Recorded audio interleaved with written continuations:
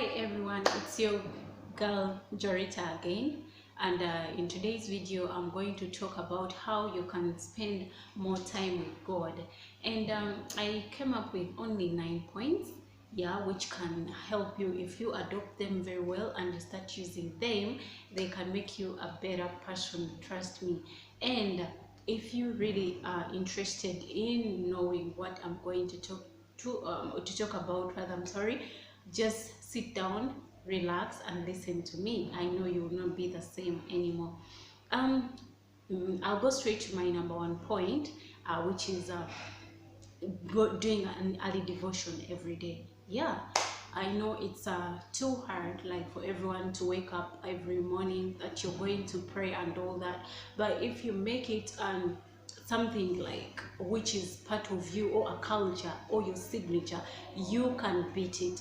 Even me, it used to be kind of hard, sometimes I'm like, I'm going to wake up, I even set an alarm and I fail. Thank God these days I have this, like, I don't know, it's God given, because now my mind is set up. I just wake up in that real time I want to wake up, and I'll find myself praying. Sometimes, like, I can sleep and I feel like, oh, I'm too tired, maybe I won't make it, but I just find myself awake. And if you really want to do this, you have to try it in not more than 21 days, because the scientists already say that if you want to do something, try it for 21 days. In 21 days, trust me, you're going to be perfect. Your body would have gotten used, you get it. And it depends on someone anyway. You can find that for you, you're going to do it even before it clocks to the 21 days. And how are you going to do this? I'm not going to recommend that the moment you wake up like this, just go straight into prayer. No, like the way we plan for other things is the same way you're going to plan. First of all, plan on what you're going to do, how you're going to talk to God. Maybe you can also first relax, so that you set your mind, you prepare yourself before you talk to Him, because remember, you're going to talk to someone important, VIP, you get it, and you have to be prepared with what you're going to say and how you're going to say it rather.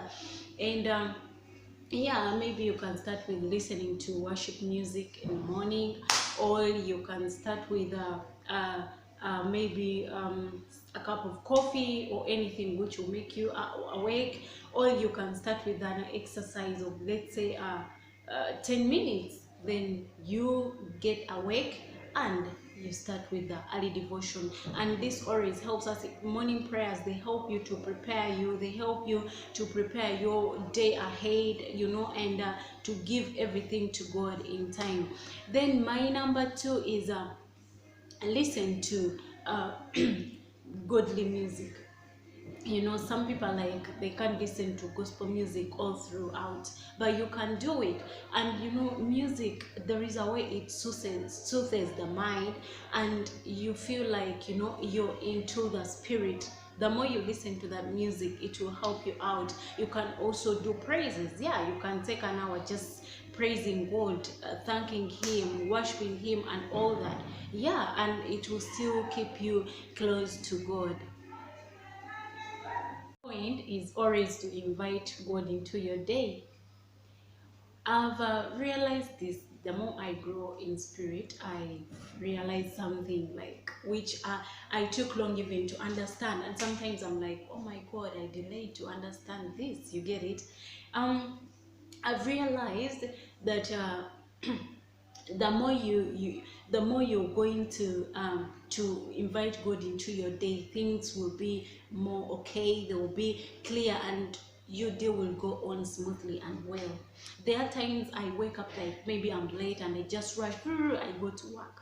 Trust me, you'll find that things are not going on well, like the way the day you wake up and you give everything to God, you meditate, you talk to Him, you tell Him, you know what, Pap, I want you to help me into this. I'm requesting you to be into my day. I request you to control my ears, my mouth, my mind, my everything, control my job and everything. And you see that things are moving on smoothly. So it's also always good to start your day with God, and He will guide you, He will teach you on what to do, He will give you His Spirit always to move with you in everything, and everything will go on smoothly.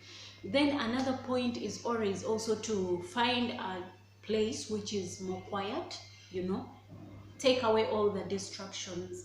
If you have some people maybe who are going to make you not to concentrate, you can decide to be like, giving yourself time, like how Jesus used to do it. He could get some time, he moves away from the people, from the disciples, and he goes somewhere and he prays and he talks to God and all that. He cries out. I won't say that he was going to go to God, or maybe to ask for forgiveness or what, because he lived a perfect life. Everyone knows about that. But because he wanted that time with God, maybe to get guidance, maybe to help him with advice and all that.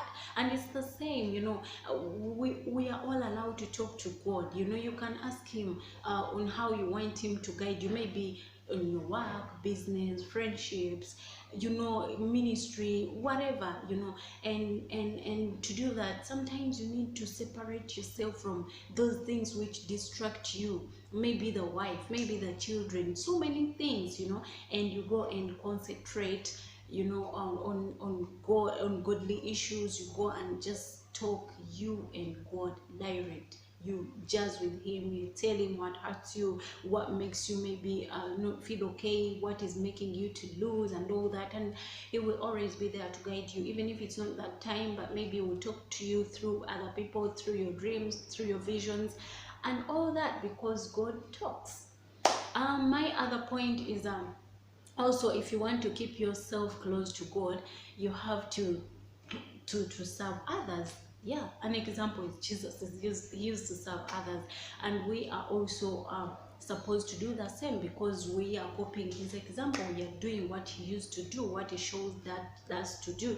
And whenever you're helping, remember he said that when that time comes for the judgment, he will tell people, go away, I never knew you. Then they're like, oh God, but we used to serve people, to serve you, we used to pray for people, and they got saved through your name and all that. And was like, oh, I don't know you, because and then they were like, but where did you find you? He's like, yeah, I know, I think you know that story where he's like, he will ask, I was hungry and you never fed me, I wanted to get clothes and you never clothed me, like all that. So whenever you're doing something like that, you're close to God, you're helping others, you're helping God. At the end of the day, if you find an orphan and you help them maybe with books or a pen or shoes, or someone on the street and you give them something to eat, maybe a meal, or you go and help out an old person or something like that, anything which is kind of helping others or serving them, at the end of the day, you're serving God. You're doing what you were called for. My other point, you can also read the Bible or listen to the Bible. There are two options in there. I know it's not that all of us we have that gift of reading. There are some people who are like, if you give them a novel or something to read, they'll be like, oh my gosh, just take it there. I can't read the Bible. I'm not interested in reading. And you find that for them, they are more of good listeners. You get it? And you can find also these kind of people whereby for them, they feel like if you tell them like to listen to something, they will listen, but they will never do what? Read. Or you find people also who are good at reading, but they can't do the listening. So what is more easier for you is what you can do. You can decide to start with a chapter or a book, and you read. There are some small books like Philippians, there is a Esther, there are some small books you can read even in a day, you get, and you're done with it, as long as you're quoting down what you've learned about it and meditating on those scriptures. It will make you feel good at the end of the day.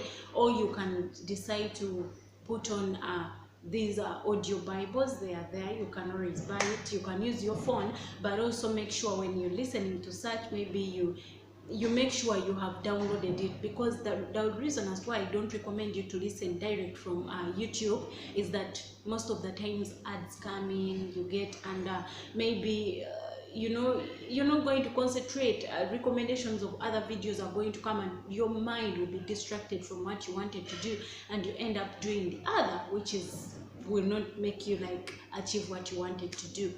Then my other point is also to study the Bible. Most of the times we end up like always going to church. They read for us the scriptures. We pray because we want to ask and all that, which is not bad. But we always forget also to create time for ourselves, and we talk with God, and we study His Word, or to allow Him also to talk to us. You get it? We are always also supposed to create time for Him. It's like in daily relationships. If I create time for you, it means that you're also supposed to create time for me. Or if I listen to you, you're also supposed to listen to me. You get it? And it's the same thing, because remember, in this thing we are in a relationship with God, and if we are in a relationship with God, we are supposed to give Him time. We are supposed to learn His Word at least in a day, or because it doesn't take time. You can decide to read a scripture, you even note it down, or you can put it on a sticky note and you stick it somewhere, maybe in your closet, or in your office, or in your kitchen, or anywhere, or in your studio, whatever, and you always like take time to memorize those scriptures in your head. First of all, they're going to help you to fight spiritual battles. They'll help you also to know God and to make Him close to you. It's like in a relationship, if there is a song you like, and I know you like it, and I memorize it, every time it comes on, I remember, oh, you know what, my guy likes that song. It's the same thing. God is your friend. He's everything to you, and you are in this relationship with Him. What do you have to do? Master His words, and they will help you. Maybe in case you have any problem, you're in tears and all that, it's going to remind you on what to do, because you have the scriptures of head. Then my second last point is always to pray fervently. To also keep close to God. It's not only about praising Him, waking up early and you talk to Him mostly I've talked about us talking to Him and asking and doing whatever, or thanking Him and all that. But at the end of the day, also prayer is something very important. In this life, if you want to grow stronger, if you want to learn more, if you want to grow spiritually, if you want to get close to God, you always have to be prayerful. See an example of Daniel. What he used to do. He used to pray, and actually at a certain extent they wanted to kill him because of prayer. And not only that, even like David, you see in Psalms, he goes ahead and he talks about like you'll always arise in the morning and afternoon and evening just to talk to God. So praying fervently will help you to make you grow spiritually and to know God, and to know His word, since you'll be always praying, also using the scriptures and all that, which is very good to us. Then my last point is also going on a fast. If you want to be close to God, also then to take some time, sacrifice. I know we love eating, we love having those ice creams, the chicken, oh my gosh, the rice and all that. Oh, I love rice. So then you're like, you want to eat that, or some people who love matoke like me, you don't want to miss the matoke. Even if you're fasting and someone brings a plate of matoke, like, oh, I'll see fasting tomorrow, let me first have this matoke, which is not going to help you at the end of the day. So if you want to create a relationship with God, or to know Him more, or to grow close to Him more, you have to sacrifice some days, some time. You go on a fast, on a serious fast. And when I talk about fasting, it's not these things of fasting, doing meat, fasting rice, fasting friends, fasting, all those things people say. If you want to know the real fasting, go to Isaiah 58. they will tell you what you need to know. And if you also want to know the importance of fasting, go to the book of Luke. They will show you exactly how you're supposed to do it. Jesus talks about it, that other things they are not going to just go away because of praying and all that, but you have also to include in fasting. You know, even if it's a one-day thing, if you're just a beginner, or you can take 3 days, you can take the 7 days and more. And yeah, depending on how you are and your situation or your health, and after inquiring that from the doctor. And also, if you're someone who is used up now to fasting, you can take the Esther fast, the Daniel fast, and all that, yeah, which will help you a lot. For these points, I think you've gotten something out of them, and let me hope it will help you. In case you want to get more videos from me like those ones, you really feel like I should talk about them, please leave a comment below and suggest. And if you're a new person here, please leave a thumbs up, and also subscribe to my channel.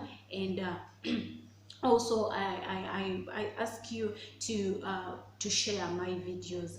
Thank you so much. I hope you've enjoyed. See you next time. Bye.